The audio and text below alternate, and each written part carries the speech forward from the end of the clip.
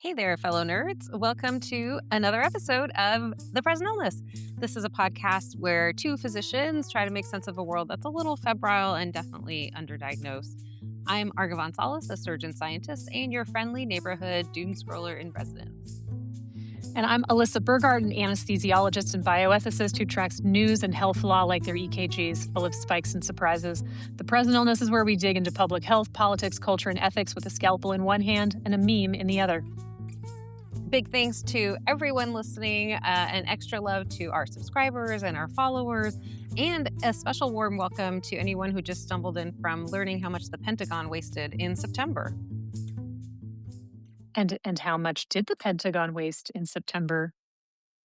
$93 billion with a B dollars in 1 month. Yeah. It's okay. Yeah, because you And remember I'm just what was think- happening? Do you remember what was happening in September? They were cutting SNAP. That's exactly what I was just thinking of. I was like, wait, so we spent that much money for the Pentagon, but we were like, no, children should not have food. But it's even better because you want to know like some of the things that they spent money on. $225 million for furniture, $5 million on Apple devices, $2 million on musical instruments. I mean, I love music, but I'm sorry, um, what musical instruments does the Pentagon need? That's not their job. so I don't have the detail on this specific thing, but I know I read that one of the things was a grand piano for somebody's home. Yeah, well, those are expensive. And it'll add up, you know? Yeah, it was actually I found that. It was an almost $100,000 Steinway and Sons grand I piano for the Air Force Chief of I Staff's home.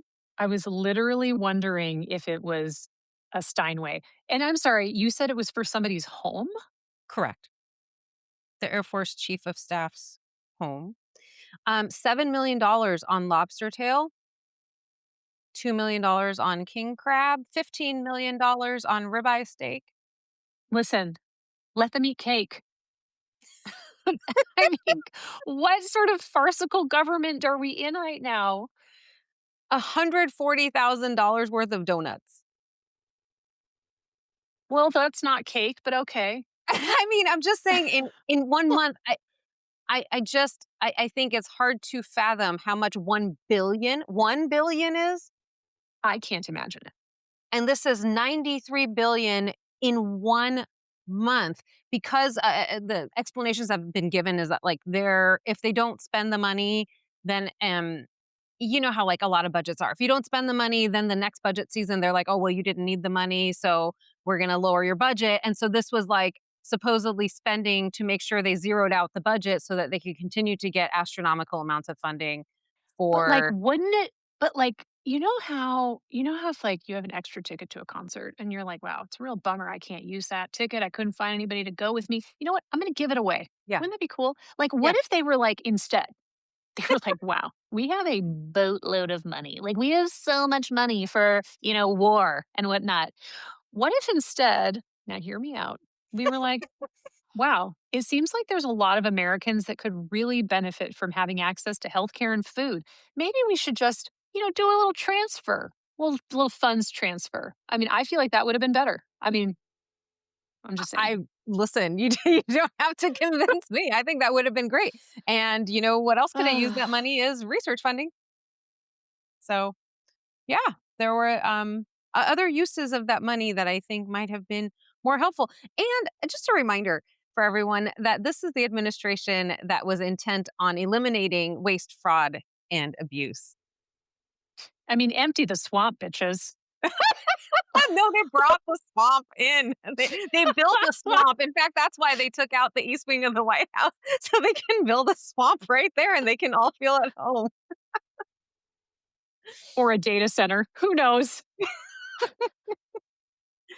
Oh my Anyway, gosh. yeah. Well, listen, people, we are so glad that you are here. We know that none of you would spend billions of dollars on the Pentagon when you could feed children. As a note to our new listeners, we often talk about topics that can be intense. They can be kind of a lot. So you may not want to listen to this with your little ones. But I thought before we get into the episode, I thought that I would share a listener shout out. Please do. I love reading these to you. I love it. I love hearing them. Okay. So first of all, 5 out of 5 stars, obviously. This is says Dr. Salles and Burgart are informative and funny and appropriately disgruntled slash enraged. If you're interested in the intersection of science, healthcare, and politics, check this one out. They've got it down. They nailed it. Thank you We so much. accept. Who was the do you know who the person was? What their Um, it was name? somebody whose nickname is called Not Seeing It, or Okay, their great. handle. Yeah. Well, thank you so Thank you, much Not Seeing It. because I think you saw it. You did. We agree. That does make me think. I just one thing before we get into our main topics for today. Something that I think we won't have time to discuss in much detail today is that there's yesterday I saw, I think it was yesterday. We're recording on Thursday, March 12th. Um, Video of the deposition of one of the DOGE employees who was responsible for basically identifying which grants to terminate. And it was, as someone whose grant was terminated, it was so infuriating. Like, it would be funny if these folks had not caused so much damage because the way it went, this is almost exactly to our listeners. This is almost exactly how it went. It was like the questioner asks him, his name is Justin Fox. Um, the questioner asks him, how do you know if something is DEI? He goes, well, it was in the EO. Okay, what does it say in the EO? And he goes, I don't know. I don't remember what's in the EO. And the questioner goes, okay, well, do you have an understanding of what DEI is? And he's, by the way, nodding his head vigorously this whole time. And he's like, yes. And then the questioner's like, so what is DEI? And he goes, it's in the EO.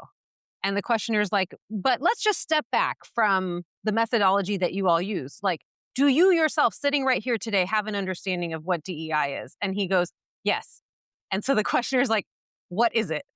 And then the guy goes, it's what's in the EO. It was just like going around in circles. Again, I'm laughing because it's so absurd.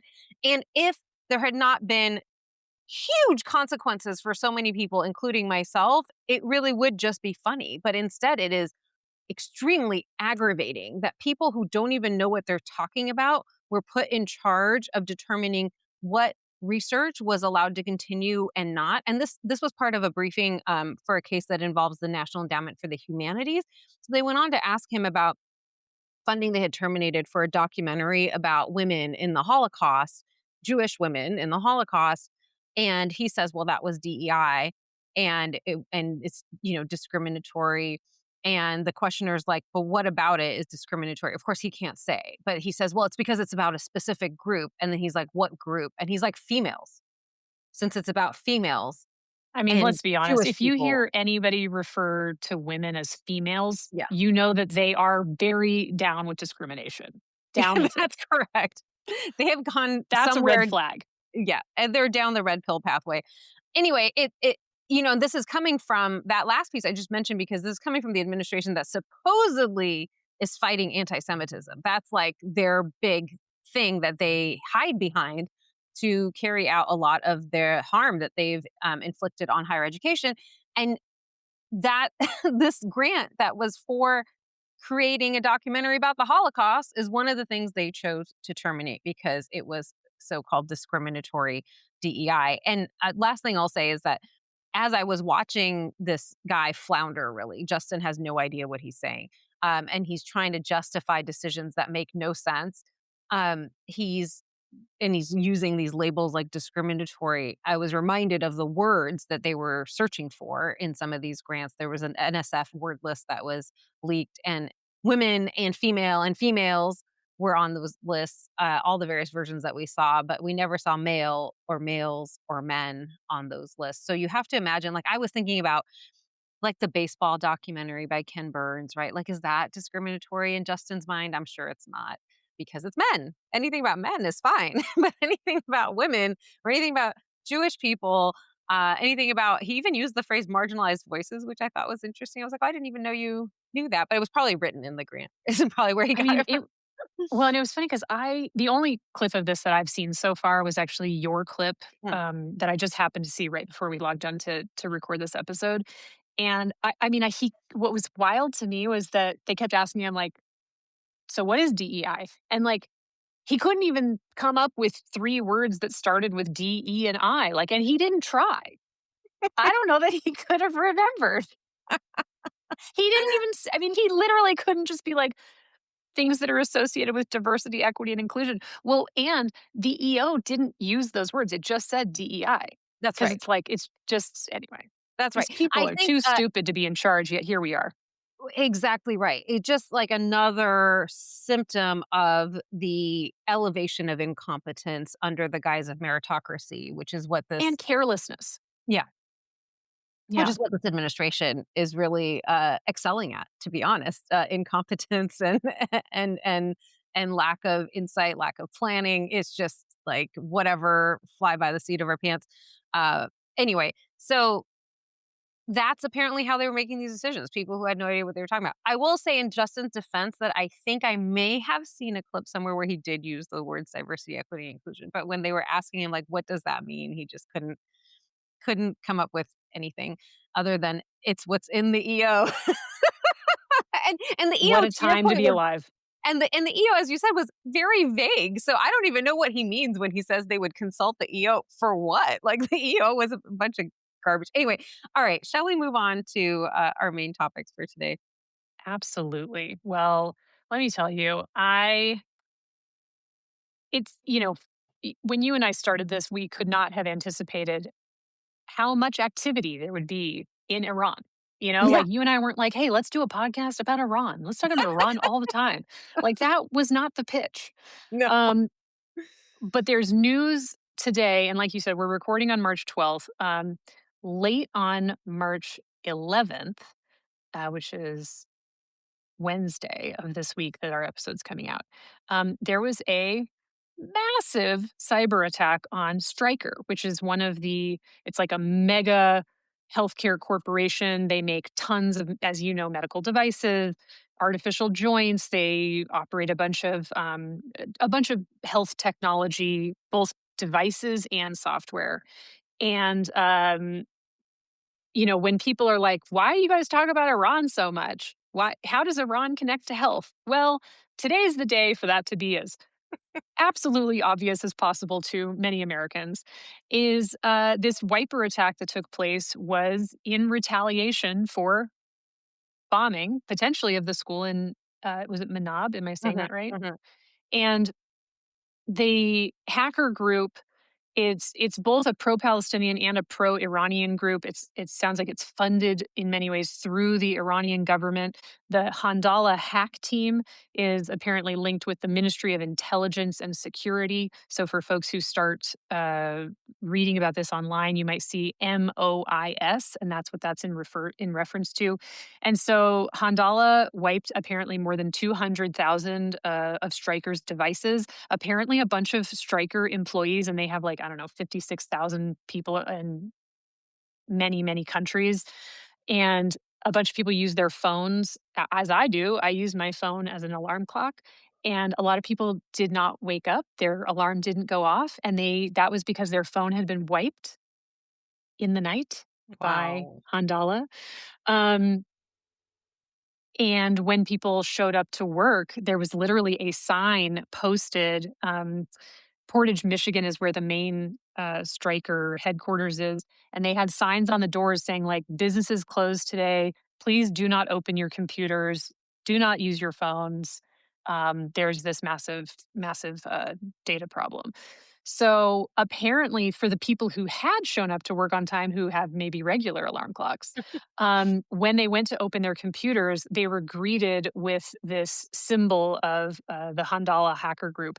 And I didn't realize this. The logo that apparently appeared, I just was doing a little bit of searching. It's a 1969 cartoon from somebody named Naji Al Ali. I hope I'm saying that correctly. And it's apparently an iconic figure that represents a 10-year-old Palestinian refugee who refuses to show his face until he returns to his homeland. And so the picture is sort of a little child who's facing away, and his backside looks quite dirty. Um, and then it says like Handala around it. Huh. So I'll put a link in the show notes to a little bit more about that also.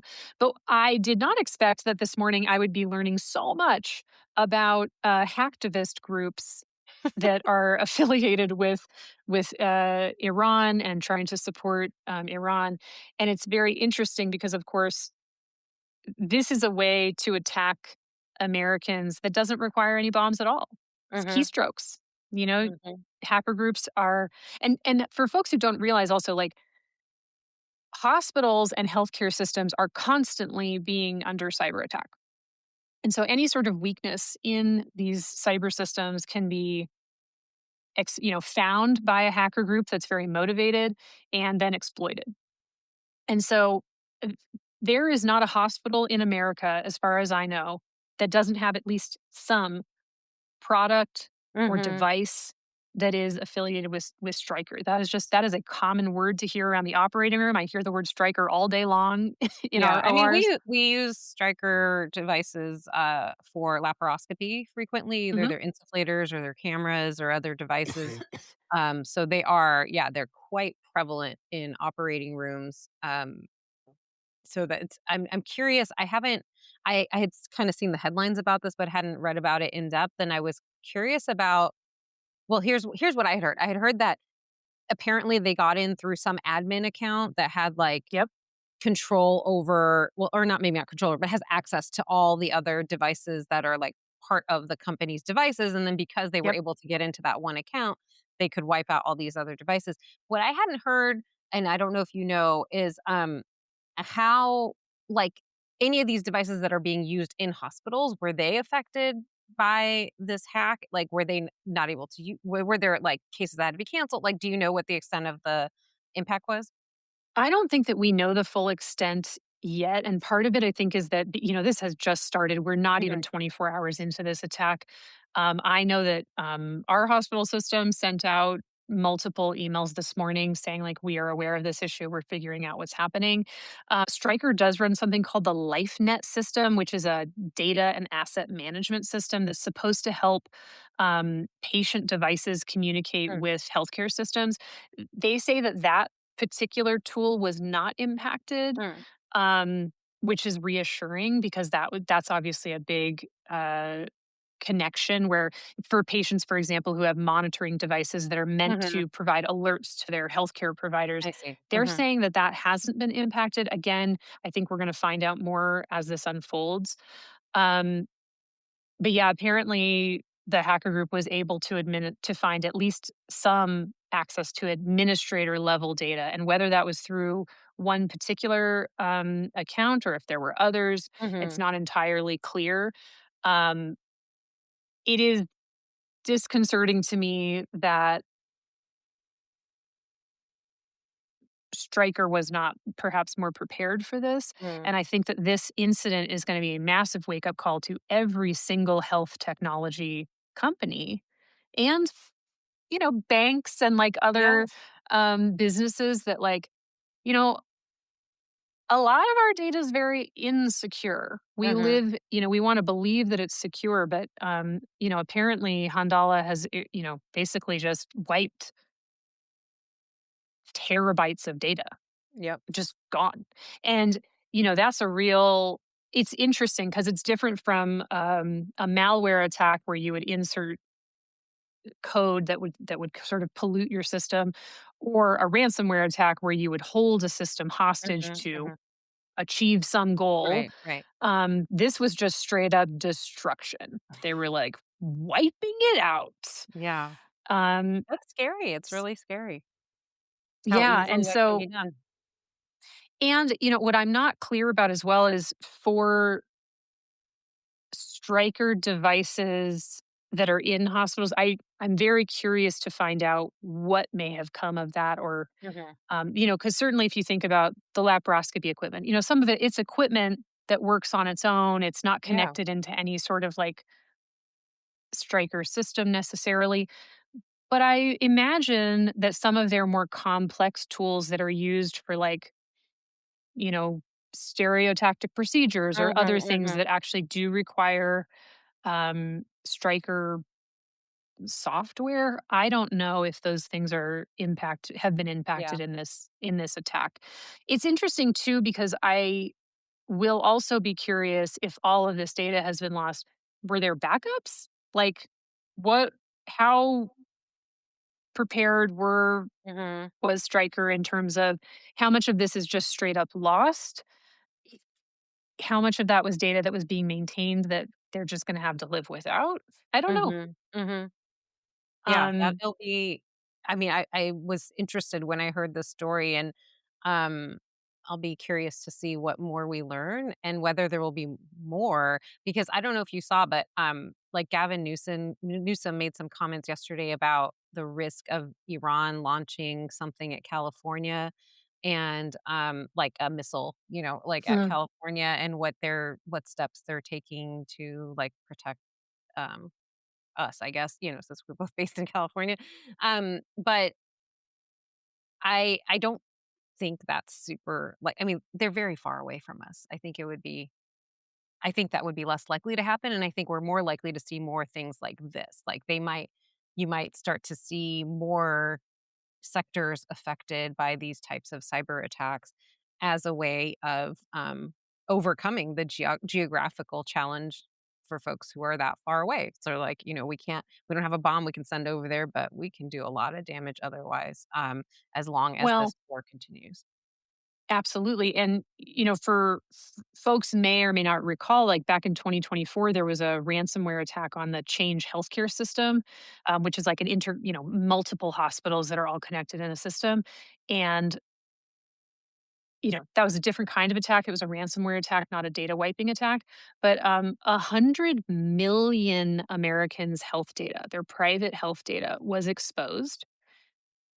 It disrupted care across the United States to all sorts of facilities that are part of this Change Healthcare network of Mhm. service providers. And it ended up costing $2.4 billion Wow. in terms of the cost to respond to it. Now, that's nothing on the Pentagon cost. I mean, okay, that's like little, but $2.4 billion is still a lot. Billion with a B. Sounds like a lot to me. Yeah. Right. Well, the other thing that I think about this all the time because I think about cyber attacks and we I know that there are many attacks that happen on organizations. And also if you think about even just for people like calling in like a bomb threat, for example, right? Like if somebody fakes a bomb threat, you can still shut down an entire hospital. Yeah, And that's so right. this is also a way where I think we're going to see increasingly complex ways that hacktivists are able to disrupt not just healthcare, but other sectors, as you mentioned. Anytime that like the Epic system goes down, even for a few hours, it is a wild disruption. I think that at this point, patients are very, patients say all the time, like, oh, it's in the computer. It's in the record. Can't you look it up? And I will tell you the first time and, like, you and I are both of the elder millennial age that, like, we've had exposure to paper charts and, like, kind of know what that I used to chart all of my anesthesia charting was on paper, on Mhm, triplicate. I had, like, mhm, triplicate mhm, mhm. papers that I wrote all my anesthetic records. And, when Epic goes down, you go from having, like, this comprehensive, incredible story you can put together of, like, where your patient's been and what's their Mhm. journey been and when did they get diagnosed with something and, "Oh, here's all the medications they tried," and, "Oh, here's their allergy list." And when that system goes down, what you have is nothing. You have to go back to basics and do an entire from scratch history and Yeah. physical about like their entire life to be like, so I want you to be safe today and I literally know nothing about you. So we're going to have to figure that out together. And it's a massive disruption of care. Yeah. And as much as I don't love the electronic healthcare record, I think there's a lot of room for it to be improved. Mhm. It is absolutely something that we rely on, and so Yeah. I certainly hope that Epic is doing a lot of work right now to shore up their cybersecurity Oh, I do too. I because mean, that would be can really you imagine? catastrophic if they got hacked. So many Yeah. hospitals rely, and clinics, not just hospitals, rely on Epic.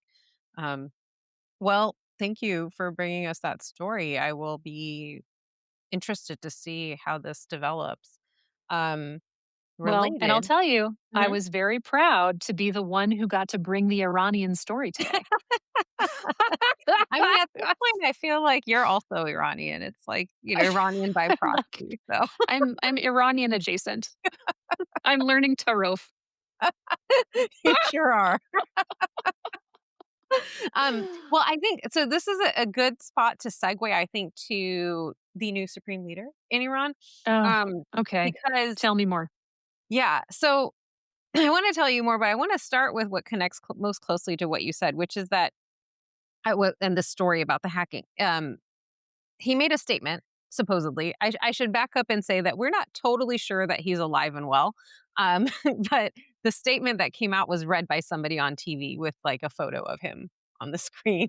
um, So this is something that was attributed to him, but we don't correct. have any proof of life. Correct. There are people, I have heard Iranians saying that he's in an ICU somewhere on a ventilator. There are definitely suspicions that he was injured. Actually, I think even the Iranian government admitted that he had been injured.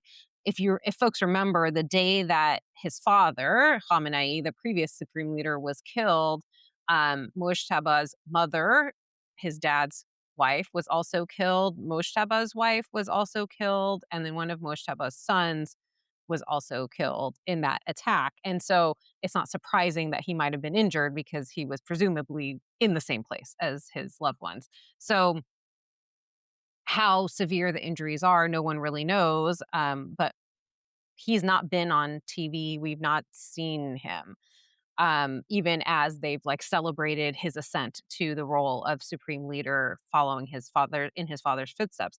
So today was the first kind of communication that supposedly came from him. But like you said, it's attributed to him.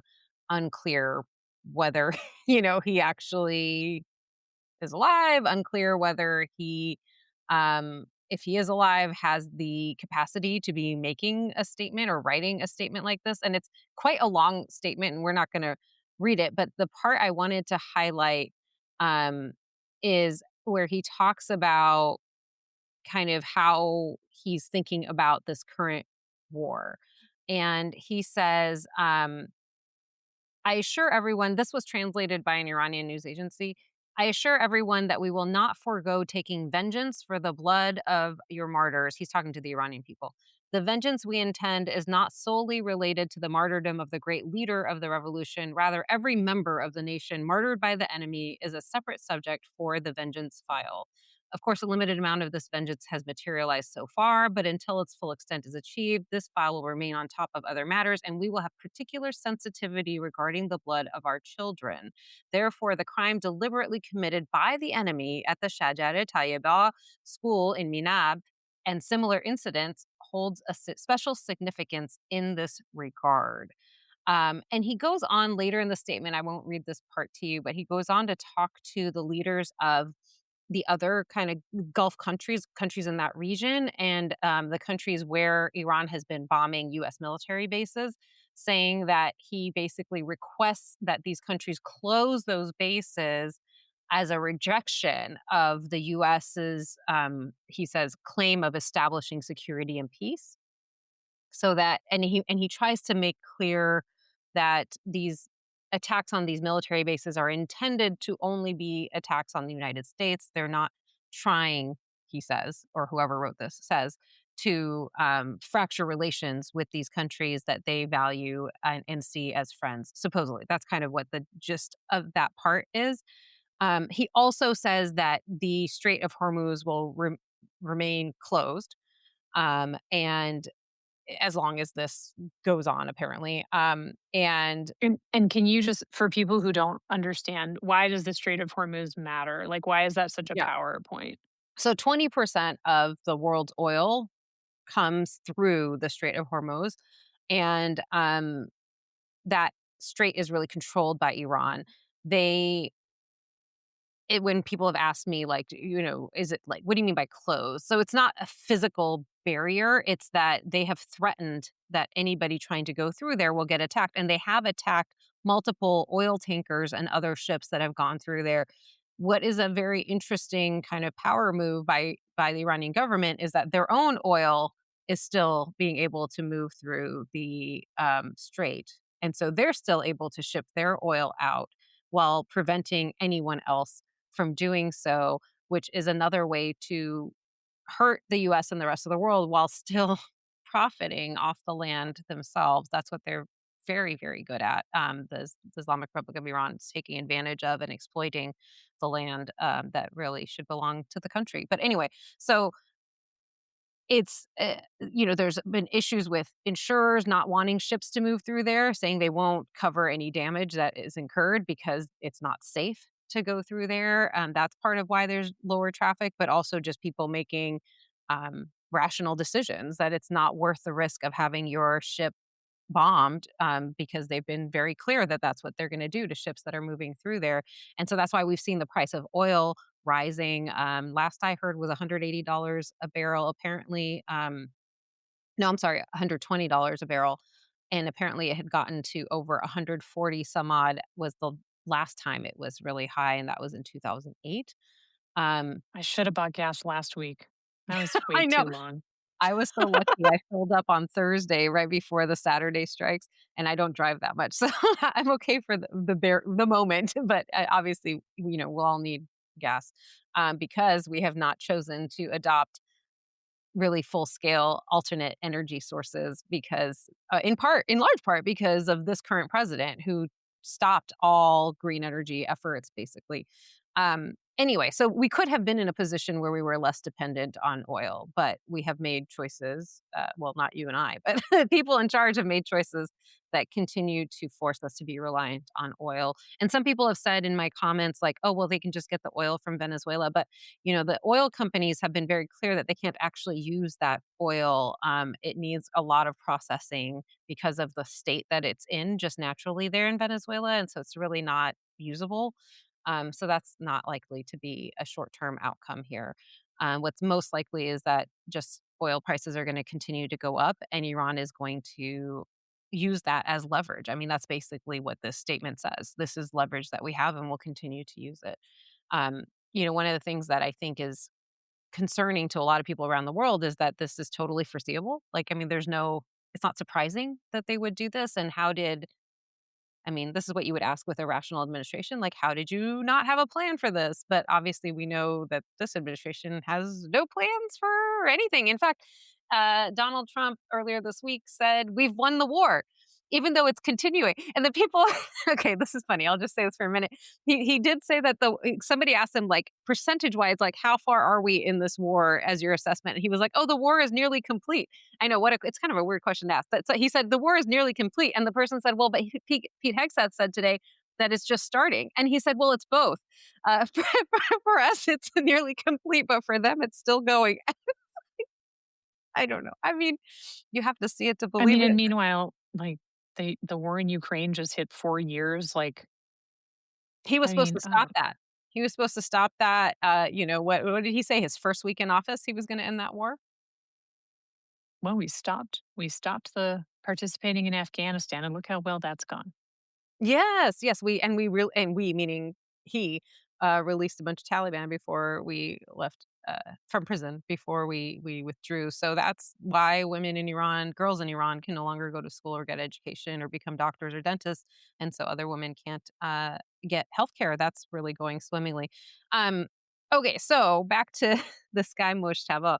I do wanna say because, not that this person's listening to us, but I saw a newscaster calling him Mojtaba, like, there's a J in the middle of this guy's name. We don't have Uh-huh. the J as an H sound in Farsi. It's Oh, Mojtaba. that's It's not very Spanish. Mojtaba. That's a Yeah, very exactly. that's I for Spanish is different lovely, but language.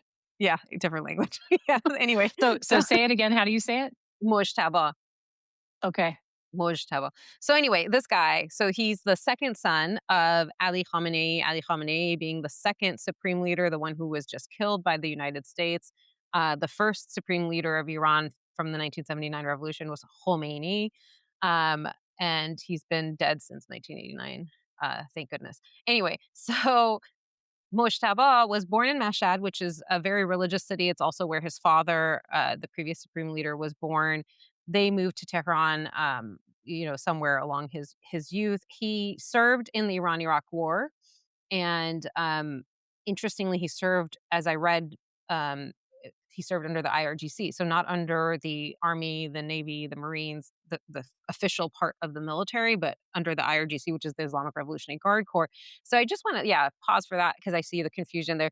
So the IRGC is, we've talked before that it's not just a military force or a security force, but it's also like involved in the economy, extremely like involved. They say maybe responsible for roughly half of the Iranian economy, and also deeply embedded in the politics of the country. It's a very powerful group, but it's not a military, like it's not the traditional forces that we have in other countries.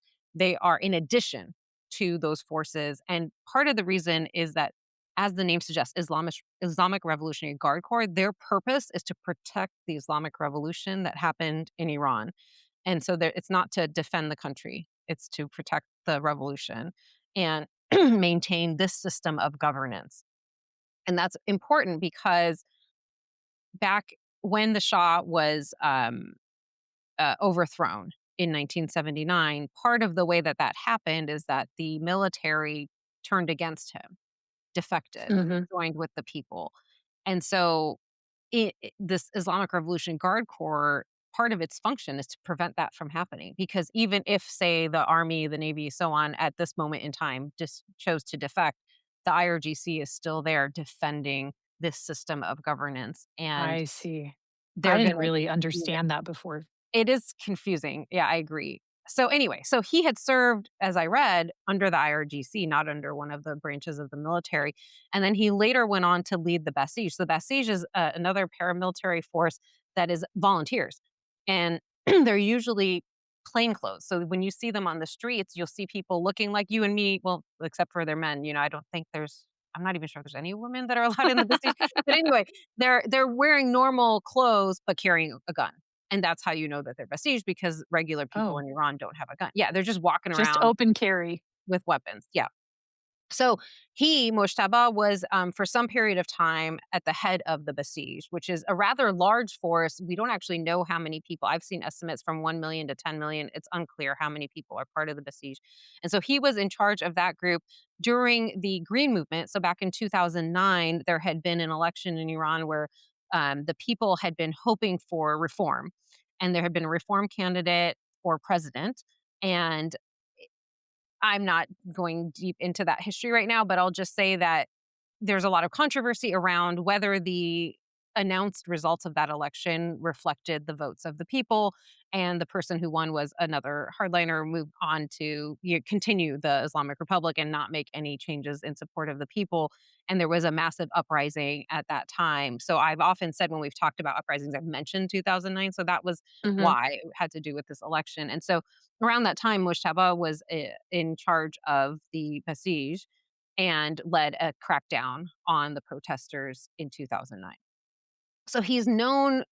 We don't know a lot about him, at least what I've read in English media. My Farsi reading is very slow, just to be fair. So I don't do a lot of my reading of in Farsi. So what I've seen in English written media is that he is known for being involved in these repressions of people multiple times over. There are some thoughts that he is, or many thoughts that he is more hardline than his father. I did read somewhere, Oh. I forget which outlet today, but US media, that maybe he wasn't. I don't trust that as much as what I'm hearing from Iranians, which is that everyone is concerned that he's more hardline than his father. And then Yeah, these, I mean, and, like but also and, like, it's been really bad with his dad. It was not great. right, exactly. So that's the other thing, is that people are saying, well, whatever he might have been, I mean, he clearly lost multiple members of his family due to the US, and so he's not likely to back down from this war. And certainly that's what we saw in this statement. There was no sense of, and we haven't seen that from anybody like the foreign minister or anyone else who's spoken out. We haven't seen signs that they're like willing to negotiate. I mean, the US has asked multiple times since this war started for a conversation, and the leaders in Iran have said, no way, why would we talk to you? I mean, the foreign minister went on the news and said in the US news and said, why would we negotiate? Like, the last two times we've negotiated, we've come for multiple rounds of negotiations. We've thought we were making progress, and then we get bombed in the middle of it. So why would we do that? And you know that I hate these guys, but like, I mean, that's a reasonable point to make. Like, why would they negotiate if it's not done in good faith, which is what their Mhm, assessment is of mhm. the US in these negotiations. So basically, yeah, we've got whatever Mojtaba's like predilection might have been, or whatever his positions might have been before this. There is definitely concern that he's going to be even more anti the U.S. now because of what's happened to his family. Um, and the statement that was put out that was attributed to him certainly is in line with that. We're going to get vengeance for every single life that was lost in our country. It's worth noting that while this is all happening, the government of Iran is also threatening its own people. And in many ways, and they're also threatening Iranians in the diaspora, saying that our assets will be seized there if we are saying anything against the regime. I mean, many of us have known that they're monitoring us for years now when we post about the Islamic Republic of Iran. And so they've threatened us. They've threatened. I think we talked before about a threat to people's children. Like if your children are, saying the words of the enemy or supporting the enemy, then we will have to kill them. And we don't want to do it, but we're going to have to do it. And now they have even more explicit threats saying that anyone who goes out in the streets disagreeing with the Islamic Republic of Iran will be treated as an enemy and will be shot and killed. We're ready to shoot and kill everybody. I mean, that was on state television this week. So it's worth pausing there for a minute because Laura Ingraham was, I mean, not that like we should pay too much attention to what someone like her says, but she was like, well, why aren't Iranians uprising? And Trump himself had said, if folks recall, in the early days of the war, well, we did our part. Now it's in the hands of the Iranian people. And when you're asked, like, why aren't they uprising? I mean, it just shows such an ignorance of the situation. But they're not out in the streets because, well, one, we're raining bombs down on them. And two, because their own government is telling them that if you come out in the streets, we will kill you point blank. And they've set up checkpoints all over cities across the country at night. I mean, I've seen these videos. They have military vehicles that are just running down the streets, um, an intimidation factor. And they are continuing to do what we've seen them do before, which is to shoot into the windows of people's homes if they're chanting even from inside their homes. So there's a clear like military state there from the government imposed on its own people to make sure that they don't come out in the streets. So I would love for Laura to go to Iran and protest in the streets and see how that goes. Anyway, when Which Laura? Laura Ingraham, Oh, yeah, she said something. Well, anyway. yeah. Yeah, So, got it. so if you're going to sit there and say, why aren't they doing that? When you when I just can't imagine that she would under those circumstances. And it's not. I don't think it's a reasonable ask. And to judge people for like not doing that. I think we talked about this last time that the only survey data really that we have suggests that 70 to 80% of Iranians oppose this regime. So it's not like they're not out in the streets because they want to keep Well, this regime. but this is also something where I think many Americans do not understand or appreciate that we live in relative safety. Like, Hmm. you know, we've been able to say whatever we want about our government. It's supposed to be a core tenet of who we are. Um, Obviously, the last year or so has started to bring that into question. Hmm. But I think it's a real example of how folks who are very US centric and don't really know much about what it's like to live in another country so easily dismiss or judge whatever people in other places are Yeah, doing. And it's like, you have no idea what their lives are like. that's right. Oh, I wanted to ask you, do you have an update on the soccer players? I've been really worried about the Iranian women's soccer team. Yeah. So thank you for bringing that up. So the Iranian women's soccer team, in the midst of all of this that's been going on in Iran, they happened to be in Australia for a tournament, the Asian Cup. And their first match for the Asian Cup, the entire team chose not to sing the national anthem. So the music was playing and they did not sing. After that, they received threats via television in Iran, calling them traitors and saying that they deserved severe punishment because they were traitors during war and this is treason. And so there were concerns that they might even be at risk of execution. Um, in Australia, there were calls for the Australian government to protect them. The Australian government offered all of them humanitarian visas, which was great. And seven members of the team, including at least one staff member, accepted those humanitarian visas.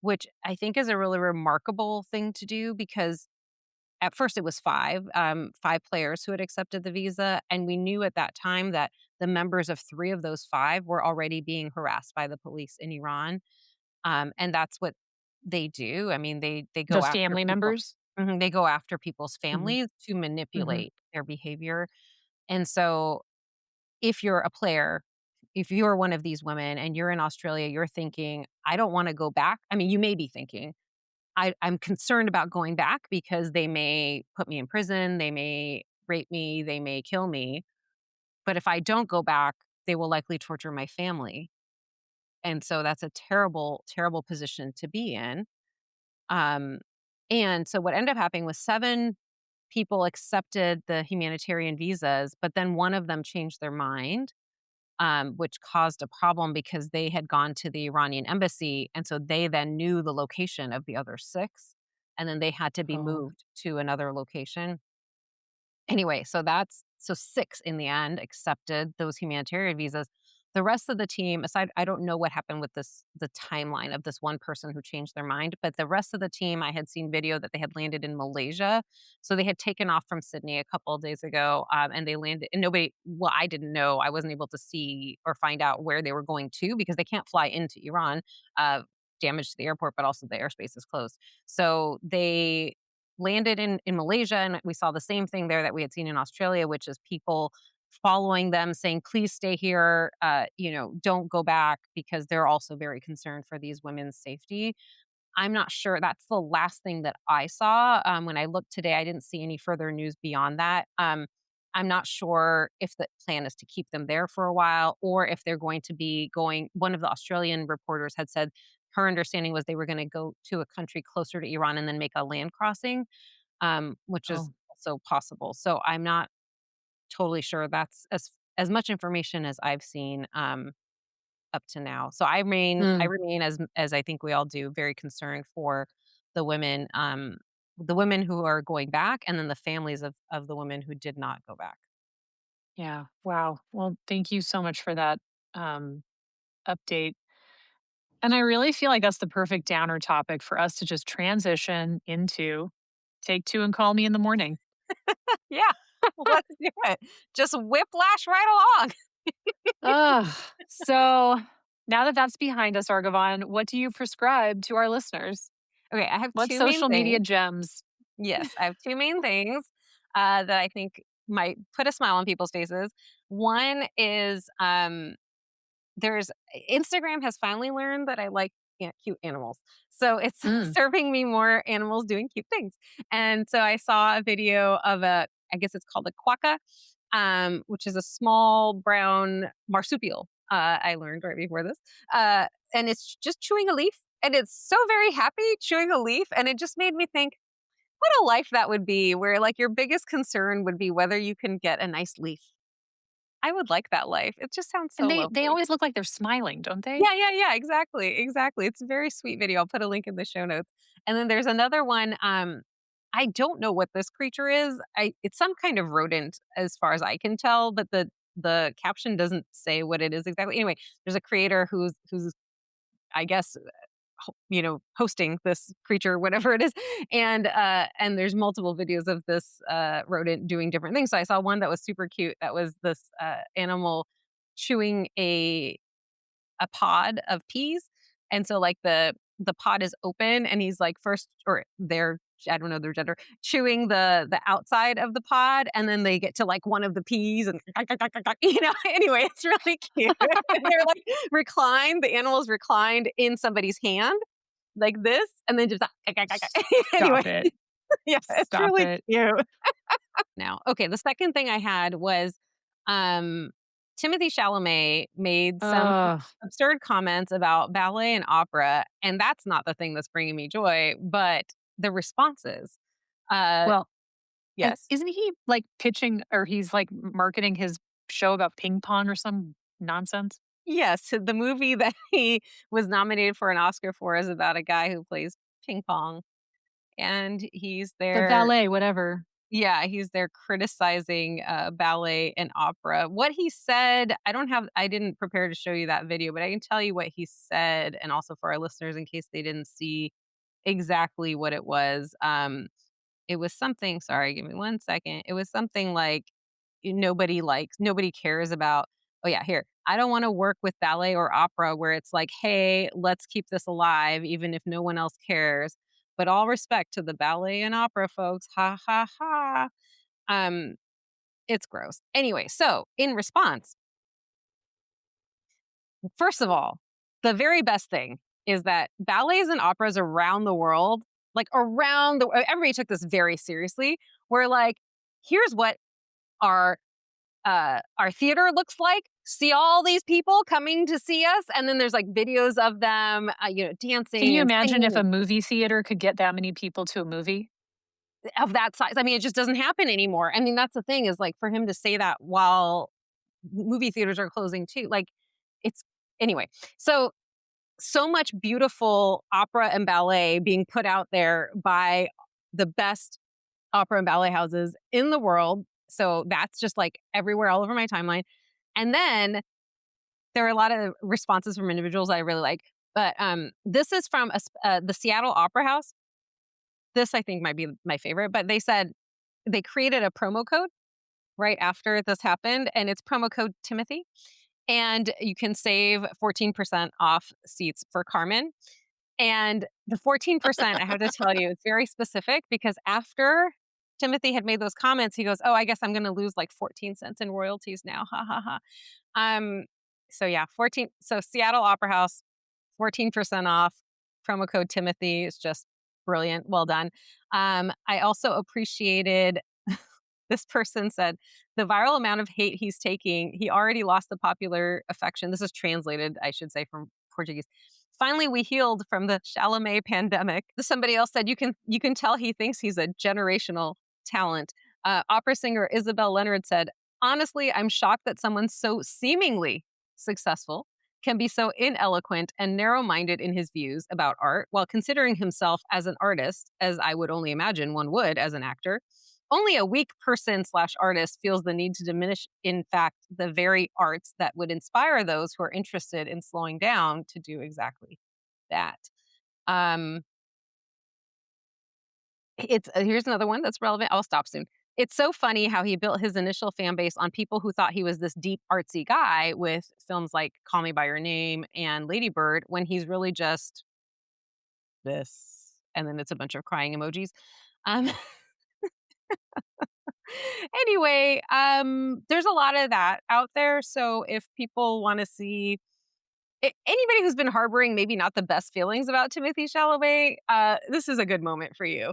I personally look, I'm not like deeply invested in celebrity stuff, but what I didn't like was I had seen a video of him a few months back where he was talking about how he deserved an Oscar because he had worked so Please. hard. I'm sorry. What? Shut up. And I just feel Nobody like deserves nobody anything. exactly. I mean, yeah, it's just kind of gauche to be like, I deserved it and I didn't get it. And now, like, I definitely deserve this one. And this has all been part of his like Oscar campaign. So anyway, I just think it's gross. Like, I'm sure he has worked hard, but so do a lot of people. And there are so many talented people out there, especially when we're talking about actors and There to are be so full of himself. It's just off putting. two of my cousins were professional ballet dancers. I mean, Well, his mom and his sister are both ballet dancers. what? Yeah. He grew up No. yes, he grew up in New York across the street from, Lincoln Center for Performing Arts. Oh, that makes it so Exactly. much worse. I didn't know that. That makes it even worse. I Absolutely. did love the Met Opera did a big response to him, and that was beautiful. Yes. And also, I had no idea how much ticket sales the Met Opera generates. I mean, Mm. and you talked about them pointing out, like, wow, we fill this whole opera house. I was in Italy a couple years ago. I went to see a ballet at La Scala. I'm lucky and fortunate to be able to do that. I think one of the things people said in response to him was like, recognizing that these arts are somewhat inaccessible, that would have been an Sure, appropriate thing to say, right? Like, I absolutely, wish more people could see ballet and could absolutely. see opera because they are very expensive. They're really not accessible to a lot of people. Like, if he had said that, I think people would have been like, absolutely. Like, what a shame that we can't figure out a way to make this more affordable. But that's just not what he said. And people tried to twist it into that, people who were defending it. But, like, literally, that's not what he said. I love the athleticism of ballet. Like Yeah. it's stunning, it's beautiful, and the things that ballet dancers are able to do with their bodies, I will never be able to do any of those things. That's wild. And there's a male ballet dancer who made a video in response to Chalamet's comments, and he is on a Bosu ball, so one of those like half balls that's inflated, and he's got the flat side on the ground, and he literally gets up on his pointed toe in this incredible position and just holds it. Yeah, I think he was in an arabesque. Yeah, and it's just stunning. Well, and you can see his, like, foot and ankle are, like, struggling so hard. Yeah, yeah, yeah, I Yeah, happened to see that video too. But, yeah, you can see how hard his foot and ankle have to work to keep him upright in that position on that boat. totally amazing. I will just say to that point that multiple people were like, as if Timothy could do ballet or opera, because that's also implicit in his statement that he Sure. could do those things, but chooses not to because no one cares about them or whatever. And the amount of years of training it takes to do like that video that you're just Oh describing, my gosh. I mean, it's incredible. Could he theoretically maybe have achieved that? I don't know, but he certainly didn't. Anyway, please tell us what you recommend for folks for your take two. So, I know you love animals, so you're Mhm. gonna love this video. So there is a marine mammal rescue society that wanted to honor a marine veterinarian who's been with the organization for 20 years. And the entire frame of this video, they have 20 years of like photos of him and little videos of him and doing work with these marine animals. But what they do is they frame it as though he is a rescued animal, that they rescued him 20 years ago, and like they kept trying to reintroduce him to the wild, and they'll show him like out on a boat, or they'll show him like at the shoreline, and they'll be like, but he just kept coming back, and eventually we just had to accept that he was never going to be able to be released. He was really too habituated to human contact. Anyway, it's very sweet. um and just such a adorable and heartfelt way to honor somebody who clearly means so much to this organization, who Mm, has done so much. They talked a lot about his teaching and about the ways that like he continues to contribute to the humans that he works with by teaching them things. It's just really sweet. mm, And then the other thing is, Wes Anderson movies have such a specific look to them. And yeah. so every now and then you'll get somebody who says, they'll put a thing that says, well, don't turn it into a Wes Anderson film. And then somebody does. Mhm, And so one that I saw recently that I thought was very funny was, it's a group of people who do scuba diving in Antarctica for some mm, scientific work, and but they made it Wes Anderson. And mm. so there's just a lot of like clips of, very specific equipment, and like it's got the soundtrack that sounds like a Wes Anderson movie, and it was cute. So I'll share it with you, and you get a cool view under the ice of these folks Wow. diving, which was really impressive. Nice. Yeah, well, I'll look forward to that. And I think that's it for this week's episode. If you didn't like what you heard, this has been the Emergency Meeting, which is the Tate Brothers podcast, if you didn't know. If you liked what you heard, don't forget to subscribe and follow The Present Illness. Leave us a review and a rating if you can, and let folks know how much you like the show. And we know you love it because you've stayed this long. Please follow us on TikTok, Instagram, and YouTube. We're at The Present Illness, and you can stay on top of all of our TPI related news. We will be back next week with more headlines, hot takes, and doom scrolling, hopefully wrapped in some laughs. So until then, agitate, hydrate, and take a nap. See you next time on The Present Illness. Production by Arghavan Salles and Alyssa Burgart. Editing by Alyssa Burgart. Social media by Arghavan Salles. Original music by Joseph Uphoff. Don't take medical advice from random people on a podcast. This show's for informational purposes and it's meant to be fun. It's certainly not medical advice. So please take your medical questions to a qualified professional.